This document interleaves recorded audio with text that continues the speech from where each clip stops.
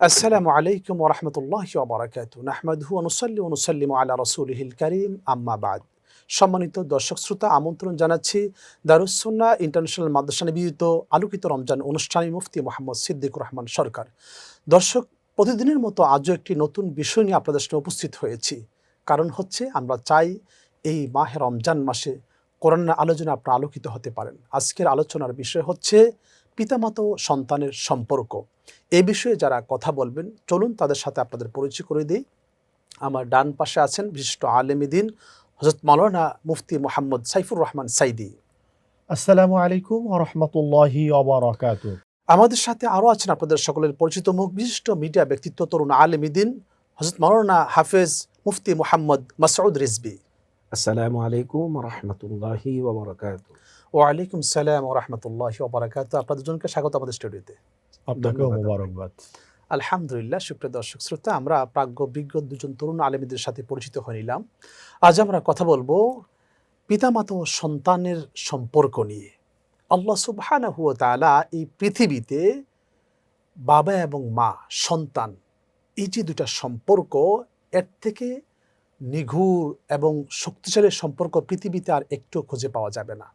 সেই পিতামাতা এবং সন্তানের মধ্যে কীরকম সম্পর্ক হবে সেই বিষয়ে আমরা আলোচনা শুনবো। শুরু যাচ্ছে আমরা আমাদের মাসুদ রিজভী আপনার কাছে, জি, যে পিতামাতা এবং সন্তানের মধ্যে সম্পর্ক কেমন হবে। ধন্যবাদ আপনাকে বিজ্ঞ ও প্রাজ্ঞ সঞ্চালক। দেখুন, কোরআনে মাজিদ, ফুরকানে হামিদ, যে কোরআনুল কারীম হলো আমাদের জীবন পরিচালনার ক্ষেত্রে অবিসম্ভাব্য এবং অত্যন্ত জরুরি একটি গাইডলাইন। যেহেতু মাহে রমাদানুল মুবারক চলমান, শাহরু রমাদান আল্লাযী উনজিলা ফীহিল কুরআন, এই পবিত্রতম মাসে আল্লাহ সুবহানাহু ওয়া তাআলা যে কালামে মাজিদ আমাদের উপর নাজিল করেছেন, আমাদের জীবনের প্রতিটি বিষয়ে এই কোরআনুল কারীমের প্রায় পড়তে পড়তে শিক্ষা আমরা চাক্ষুষ প্রমাণ হিসাবে দেখতে পাই। আজকের যে প্রতিপাদ্য আপনি নির্ধারণ করেছেন অত্যন্ত যুগোপযোগী এবং সময়োপযোগী একটি বিষয়। এজন্য আপনাকে আবারও ধন্যবাদ জানাই। সন্তান এবং মা বাবা পারস্পরিক যেই বন্ধন আপনি বলছিলেন, পৃথিবীতে সবচেয়ে জাগতিক পর্যায়ে সবচেয়ে শক্তিশালী সম্পর্ক হলো সন্তান এবং মা বাবা। দায়িত্ব কর্তব্যের কিছু আলাদা স্পেসিফিক কিছু জায়গা আছে, সেটা সন্তানের যেমন মা বাবার প্রতি আছে, মা বাবারও সন্তানের প্রতি আছে। কিন্তু আমাদের সমাজে একটি বিষয় আমরা লক্ষ্য করে দেখবেন যে সবসময় মা বাবার প্রতি সন্তানের কি কর্তব্য, এটা নিয়ে বেশ জোরালো আলোচনা হলেও সন্তানের প্রতি মা বাবার কি ধরনের কর্তব্য আছে, দায়িত্ব আছে, এগুলো নিয়ে খুব একটা আলোচনা হয় না।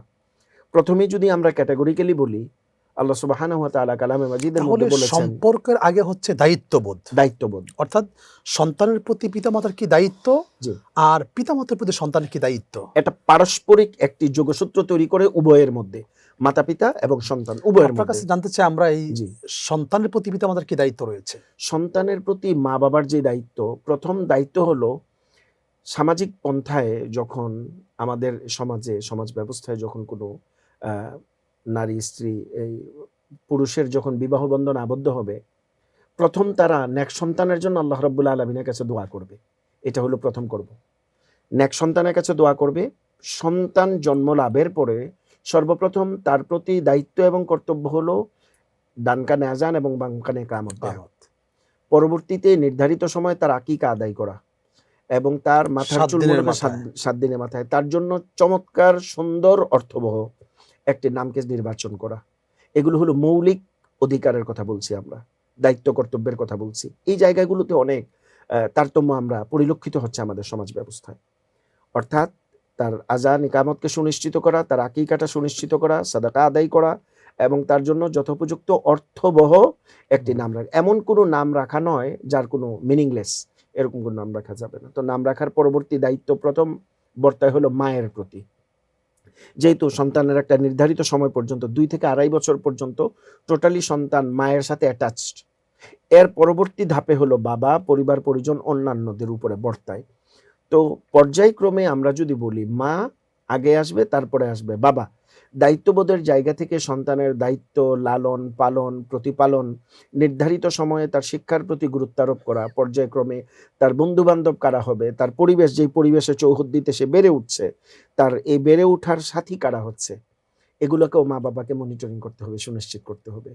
পরবর্তীতে তার শিক্ষাজীবন যেই পর্যায়েরই হোক না কেন, তার মধ্যে ধর্মীয় মূল্যবোধ তৈরি করা, ধর্মীয় শিক্ষা তাকে বাধ্যতামূলক আদায় করা। কারণ এই অভাবগুলো যখন তৈরি হবে আস্তে, আস্তে, এটার একটা বড় ক্রাইসিস কিন্তু একটা পর্যায়ে গেলে আমরা লক্ষ্য করতে পারবো।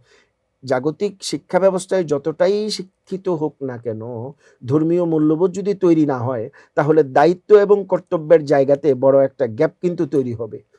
অথবা দিন শেষে আসবে সেই দুঃখের ক্ষণ, সেই মা-বাবার জায়গা হবে অনেক সময় বৃদ্ধাশ্রম। তো এই সকল কিছুকে এড়াবার জন্য ধর্মীয় মূল্যবোধ, ধর্মীয় কৃষ্টি কালচার, তাহজিব ও তামাদ্দুনের শিক্ষা মা-বাবার পক্ষ থেকে সন্তানের জন্য অত্যাবশ্যকীয়ভাবে তাদেরকে গাইডলাইন করা, তাদেরকে শিখানো এবং সেই তেহজিবের সাথে তাদেরকে অনুকরণের সাথে তাদেরকে বড় করে তোলা মা-বাবার দায়িত্ব এবং কর্তব্যের মধ্যে বর্তায়। তার মানে হচ্ছে আমাদের সন্তানদেরকে ইসলামী মূল্যবোধে শিক্ষিত করতে হবে। জি, এটা তো আপনার কাছে করতেই আমি হবে। আবার আসবো জি। ইনশাল্লাহ। মাওলানা সাইফুর রহমান সাইদি, আপনি বলবেন যে তাহলে পিতামাতার প্রতি সন্তানের কি দায়িত্ব রয়েছে? ইন্নাল হামদুলিল্লাহ, আলহামদুলিল্লাহি কাফা ওয়া সালামুন আলা ইবাদিহিল্লাযিনা আসতাফা, আম্মা বাদ। বিজ্ঞ প্রাজ্ঞ উপস্থাপক, আপনাকে ধন্যবাদ। আসলে আপনি এমন একটি বিষয় চয়ন করেছেন যেই বিষয়টি বর্তমান সময়ে আলোচনার দাবি রাখে এবং এই বিষয়টি নিয়ে আলোচনা হওয়া অত্যন্ত জরুরি বলে আমি মনে করি। কারণ হচ্ছে বর্তমান সময়ে আমরা দেখতে পাচ্ছি ছেলে বাবার থেকে আলাদা হয়ে যাচ্ছে, বাবা ছেলের থেকে আলাদা হয়ে যাচ্ছে। আমি যদি আপনাকে একটু দৃষ্টান্ত দিয়ে শুরু করি, কিছুদিন আগে আমরা লক্ষ্য করলাম যে মদিনা শরীফে আপনার ছেলে তার বাবাকে ওমরায় নিয়ে গিয়েছে। সেখানে গিয়ে তার বাবার গায়ে হাত তুলছে, এমনকি আক্রমণাত্মক হয়ে গেছে যে বাবাকে মেরে ফেলবে এবং এটা নেট দুনিয়ায় ভাইরাল হয়েছে। আপনিও অবশ্যই এই বিষয়টি দেখেছেন। তো আস্তাগফিরুল্লাহ। তো এই জন্যে সন্তানের মা-বাবার প্রতি কী দায়িত্ব কর্তব্য হবে এ ব্যাপারে আল্লাহ রাব্বুল আলামিন কালামে হাকিমে নির্দেশনা দিয়েছেন। আল্লাহ রাব্বুল আলামিন বলছেন, অকাদা রাব্বুকা আল্লা তা'বুদু ইল্লা ইয়াহু ওয়া বিল ওয়ালিদাইনি ইহসানা ইম্মা ইয়াবলুগান্না ইনদাকাল কিবারা আহাদুহুমা আও কিলাহুমা ফালা তাকুল লাহুমা উফফি ওয়া লা তানহারহুমা ওয়া কুল লাহুমা কওলান কারীমা। আল্লাহু আকবার। আল্লাহ বললেন, ওয়াকাদা রাব্বুকা আল্লা তা'বুদু ইল্লা ইয়াহু, একমাত্র কেবলমাত্র আমি আল্লাহর দাসত্ব করবে, আমি আল্লাহর গোলামি করবে, আমি আল্লাহ ছাড়া অন্য কারো দাসত্ব করা যাবে না, আমি আল্লাহ ছাড়া অন্য কারো ইবাদত উপাসনা করা যাবে না। এরপরে আল্লাহ রাব্বুল আলামিন বললেন, ওয়াবিল ওয়ালিদাইনি ইহসানা, অর্থাৎ এই আল্লাহর ইবাদত করার পরেই আল্লাহ সেখানে কোনো ডট দিলেন না, হাইফেন দিলেন না, সেমিকোলন দিলেন না, অর্থাৎ আল্লাহ রাব্বুল আলামিন ডিরেক্ট নির্দেশনা দিয়ে দিলেন যে আমি আল্লাহর দাসত্ব করার পরই তোমরা তোমার পিতামাতার সাথে সৎ আচরণ করবা। তোমরা তোমার পিতামাতার সাথে ভালো আচরণ করবা। কেমন ভালো আচরণ করবা?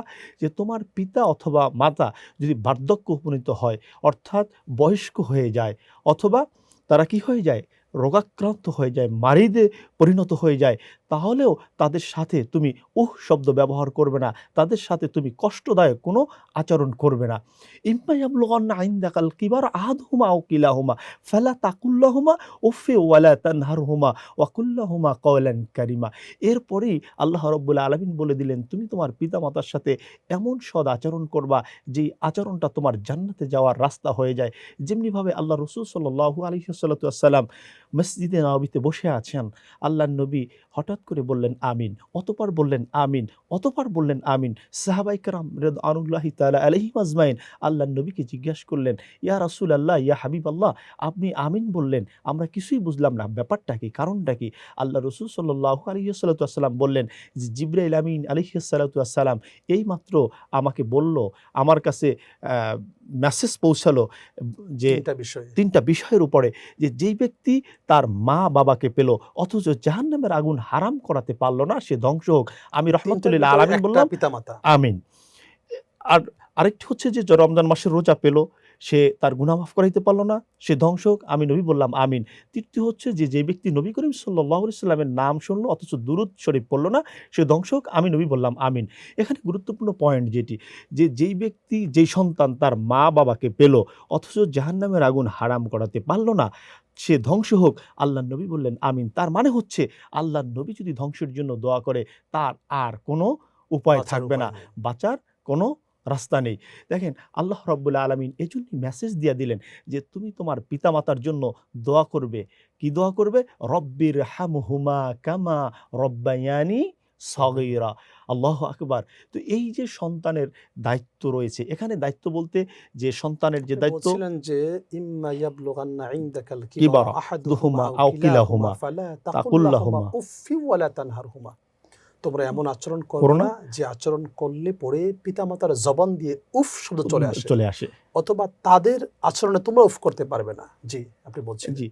তো এখন পিতামাতার সাথে আমাদের আচরণটা কেমন হওয়া উচিত? আল্লাহ রাব্বুল আলামিনের নির্দেশনা অনুযায়ী পিতামাতার সাথে আমাদের সৎ আচরণ করতে হবে। সৎ আচরণ বলতে পিতামাতার সাথে দুরাচরণ করা যাবে না। ভালো ব্যবহার করতে হবে। অর্থাৎ যেমনিভাবে মনিবের সাথে মালিকের সাথে যেরকম যে মানুষ যেভাবে সম্পর্ক, সম্পর্ক। অর্থাৎ পিতা হচ্ছে আপনার হুমা জান্নাতুকা ওয়া নারুকা। পিতামাতা হচ্ছে আপনার জান্নাত, পিতামাতা হচ্ছে আপনার জাহান্নাম। চমৎকার বলছেন মাসুদ রেজভী। আপনার কাছ থেকে আমরা শুনতে চাচ্ছি যে এই সন্তানের যে ইসলামিক শিক্ষা, মূল্যবোধ, ইসলামিক শিক্ষা বলতে আমরা কি বুঝি, আপনার কাছ থেকে শুনবো, তবে বিরতির পর। সুপ্রিয় দর্শক শ্রোতা, আপনারা দেখছেন দারুস সুন্নাহ ইন্টারন্যাশনাল মাদ্রাসা নিবেদিত আলোকিত রমজান। নিচ্ছে ছোট্ট একটি বিরতি, আমাদের সাথেই থাকুন। ফিরছি আমরা কিছুক্ষণের মধ্যে ইনশাআল্লাহ।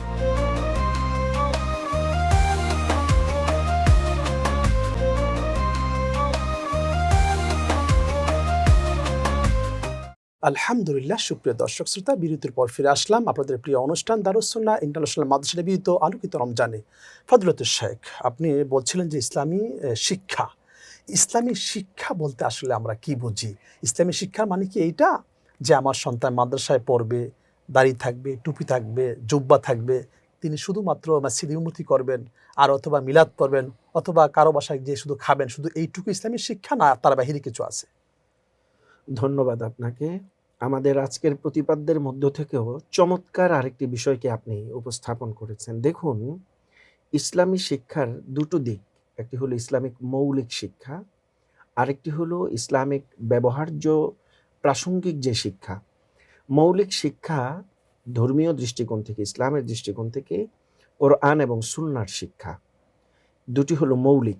একটি হলো আল কোরআন কিতাবুল্লাহ ওয়া সুন্নাতুর রাসূল। তো সুন্নাতে রসুলিহি যখন আমরা অনুসরণ করতে যাব, তখন এই জায়গাতে আহাদিস রাসূলুল্লাহ সাল্লাল্লাহু আলাইহি ওয়াসাল্লাম, নবী করিম আলাইহিস সালাতু ওয়াস সালামের হাদিস সমূহের শিক্ষা এবং অনুসরণ, দুটো বিষয় বলেছি আমরা। একটা হলো শিক্ষা, আরেকটি হলো অনুসরণ। মৌলিক শিক্ষার ক্ষেত্রে প্রথমেই চলে আসে আল কোরআন। নবী করিম আলাইহিস সালাতু ওয়াস সালাম হাদিসে পাকের মধ্যে বলেছেন, ক্বালা নবী আলাইহিস সালাতু ওয়াস সালাম খায়রুকুম মান তাআল্লামা আল কোরআন ওয়া আল্লামা। আল্লামা। ওয়া ক্বালা নবী আলাইহিস সালাতু ওয়াস সালাম আইদান আফদালুল ইবাদাতি তিলাওয়াতুল কোরআন। তোমাদের মধ্যে ওই ব্যক্তি সর্বোত্তম যে নিজে কোরআন শিক্ষা করে অপরকে শিক্ষা দেয়। অপর হাদিসে নবী করিম আলাইহিস সালাতু ওয়াস সালাম বলছেন, ফরজ ইবাদতের পরে নফল ইবাদত সমূহের মধ্যে সর্বোচ্চ স্থান যিনি সমাদৃত করে আছেন, আল কোরআন আল কারীমের শিক্ষা।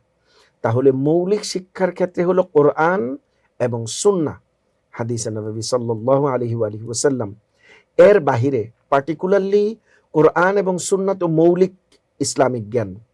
এই দুটো শিখার জন্য প্রাসঙ্গিক আরো কিছু এলেমের প্রয়োজন আছে। ইলমুস সরাফ, ইলমুন নাহাব, ইলমুল কিফায়া আছে, ইলমুল লুগাত হিদায়া আছে, আছে, ইলমুল সরফ আছে। ইলমুস সরফ আছে, ইলমুল নাহাব আছে, ইলমুল মান্তিক আছে, ইলমুল ফালসাফা, ইলমুল হিসাব, ইলমুল কালাম, ইলমুল বায়ান, ইলমুল উসুল, তারপরে হাদিসের মধ্যে উসুলুল হাদিস, ইলমুল হিসাব। তারপরে ইলমুল হিসাব আছে, আরো অন্যান্য যে সকল ইলম আছে, উসুলুত তাফসীর আছে, উলুমুল কোরআন আছে, উসুলুল ফিক আছে, ফিক আছে। তো এই জাতীয় সামগ্রিক বিষয়গুলো হলো প্রাসঙ্গিক শিক্ষা। এখন কথা হলো, আমাদের দেশে সচরাচর আমরা ইসলামিক শিক্ষা বলতে যা বুঝি, মাদ্রাসা নির্ধারিত গণ্ডিতে পড়বে, হুজুর হবে, এবার ইমামতি করবে, সর্বোচ্চ মাদ্রাসায় চাকরি করবে, মিলাদ টিলাদ করে কোনো রকম তার জীবন যাপন করবে, এই রের পিছনে ছুটতে এই গিয়ে আমাদের কাজটাকে আমরা অনেক সম্মান কিছু- করি, এটাকে আমরা কখনো আল্লাহ না করুক, এটা কিন্তু আমরা খুব অন্যভাবে দেখছি না। এটা আমার হয়তো অতিরিক্ত থাকবে। একজন আমাকে দাওয়াত জি। করেছেন, আমি জি। সময় থাকলে গ্রহণ করব, জি। না থাকলে যে sorry, এটা আমি পারছি সর্বোচ্চ না। চলছে আমাদের প্রাত্যহিক জীবনে পারস্পরিক আসা যাওয়া, হৃদ্যতা, ভালোবাসা, ভ্রাতৃত্ববোধ, আমাদের আন্তরিকতা, এগুলো কি চলছে না? অর্থাৎ চলছে, তাহলে কিন্তু এখানে ইসলামী শিক্ষার ভিতরে একটা হলো আমাদের আধ্যাত্মিক শিক্ষা, যেটা তাজকিয়া, আমার তাজকিয়া। আত্মার পরিশুদ্ধতা। সেটা তো আরেকটা ভিতর বিষয়। থেকে কদ আফলাহা মান তাযাক্কা ওয়া যাকারা ভিতর ইসমা থেকে রাব্বিহি হিংসা, ফাসাল্লা। বিদ্বেষ, জি, অহংকার, জি। এগুলি গীবত, হিংসা বের করে দেওয়া। এটা আরেকটা বের করার জন্য ইসলামের যে মৌলিক শিক্ষা, এগুলো কিন্তু লাগবে। জি, এগুলো বাদ দিয়ে আপনি কদ আফলাহা মান তাযাক্কা ওয়া যাকারা ইসমা রাব্বিহি, জি। আত্মশুদ্ধির যে জায়গাটা। পাশাপাশি জি, যেটা আমি আপনার সাথে একমত হবেন, সেটা হলো জি, আমরা দেখেছি যে মিশর জামিয়াতুল আজহার শরীফ, যেটা জি, বয়স প্রায় 1100 বছর এখন জি, চলতেছে। জি। ওখানে কিন্তু আপনার ওখান থেকে একজন আলেম হচ্ছেন, তিনি ইঞ্জিনিয়ার হচ্ছেন, তিনি ডাক্তার হচ্ছেন, তিনি আবার ব্যারিস্টার হচ্ছেন, জজ হচ্ছেন, ইসলামিক লয়ার হচ্ছেন। এক্স্যাক্টলি। এই জায়গাটাকে আমরা মোটা দাগে কোট করতে চাই এবং জি, ক্যাটেগরিক্যালি বলতে চাই, আমাদের দেশে ইসলামিক মৌলিক শিক্ষা একটা, আর ইসলামিক তাহজিব, তামাদ্দুন, কানুন একটা হলো। কানুন ইসলামী, শরিয়া আল ইসলামিয়া, যেটা কানুন সবার উপর, আইন সবার জন্য সমান, ইসলামিক আইন সবার জন্য এটা সমান। আমাকে নামাজ পড়তেই হবে। এখন আমি জেনারেল পড়ি আর মাদ্রাসাতে পড়ি, ইউনিভার্সিটিতে পড়ি, আমি চাকরি করি আর ইমামতি করি, ইমাম সাহেবের জন্য যেমন নামাজ ফরজ, বাকি সবার জন্য নামাজ ফরজ। এখন ইমাম সাহেব আমার প্রতি আহসান করলেন, বেচারা নামাজটা পড়াইলেন আমাকে, আমি পারি না বলে তিনি আমাকে পড়াইলেন। এখন আমার উচিত আমার নিজের নামাজটা আমাকে পড়ার মতো সেই যোগ্যতাটা অর্জন করা। এই যোগ্যতাটা অর্জন করতে গেলে ইসলামিক মৌলিক শিক্ষা যেগুলো আছে, নামাজ পড়তে গেলে এখন আমাকে দোয়া দুরূদ জানতে হবে, হাদিসের নিয়ম কানুন জানতে হবে, নামাজের তারতিব জানতে হবে, কোরআন বুঝতে গেলে তো আহকাম আমাকে জানতে হবে। অবশ্যই তো কোরআনুল কারীম সহিহ শুদ্ধভাবে তিলাওয়াত শিখা এবং মুখস্থ করতে আমাকে নামাজ মাসমিক করতে হবে। ভঙ্গের মৌলিক 19টা কারণ ফুকাহায়ে কেরাম মানে চিহ্নিত করেছেন, ইনদাল আইম্মাতিল আরবা, চার মাযহাবের ইমাম। এর মধ্যে একটি হলো অশুদ্ধভাবে যদি কেউ কোরআনুল কারীমের তিলাওয়াত করে, তার নামাজটা ছুটে যাবে, ফাসিদুস সালাহ হয়ে যাবে, তার নামাজ ভেঙে যাবে। তো এই জন্য নামাজ মৌলিক ইবাদত, এটাকে ঠিক করার জন্য যা যা প্রয়োজনীয় আছে এগুলো জানাও ইবাদত, ফরজ। এই নামাজ ফরজ, যা যা প্রয়োজন এর জন্য এগুলো শিক্ষা করাও ফরজ। তো এখন ফরজের মধ্যে একটা হলো কোরআনুল কারীমকে বিশুদ্ধভাবে শিক্ষা করা, এটাও কিন্তু ফরজ। এখন প্রাসঙ্গিক যেই বিষয়টি আসছে, অত্যন্ত চিত্তাকর্ষক। আমি বলবো যে অন্যান্য কর্মজীবী জায়গাতে থেকে, আমাদের ব্যবসা বাণিজ্যের পাশাপাশি থেকে, এখন আমরা ইসলামের যে মৌলিক শিক্ষা, তাহজিব, তামাদ্দুন, কানুন আমরা মানবো কিনা, ইসলামী শরিয়াতের আইন সকলের জন্য, মুসলমান মানেই তার জন্য ফরজ। আপনি খুব সংক্ষেপে বলেন জি, আমাদেরকে, দর্শকদের বোঝার স্বার্থে, যত জি, সময় আমাদের খুবই কম আমাদের হাতে থাকে। জি। সেক্ষেত্রে মাদ্রাসা বলতেই শুধু শুনি আমাদের বা সন্তানদেরকে আমরা ভর্তি করাবো না, সেখানে আসলে সঠিক সিলেবাস আছে কিনা, সেখান থেকে পরে আমার সন্তান সত্যিকারের কর্মঠ মানুষ হবে কর্মঠ কিনা, মানুষ হবে কিনা, সেখানে তার সায়েন্স, আর্টস, জি। কমার্স আছে কিনা, এবং সেখানে আসলে প্রকৃত কোরআনের শিক্ষা আছে কিনা। আপনি চমৎকার একটি কথা বলেছেন। অর্থাৎ আমাদের পরবর্তী প্রজন্মের শিক্ষা ব্যবস্থা কর্মমুখী কিনা, জি, তাকে কর্মমুখী করে তোলে কিনা, তাকে সৎ করে তোলে কিনা। এখন দুটো বিষয়।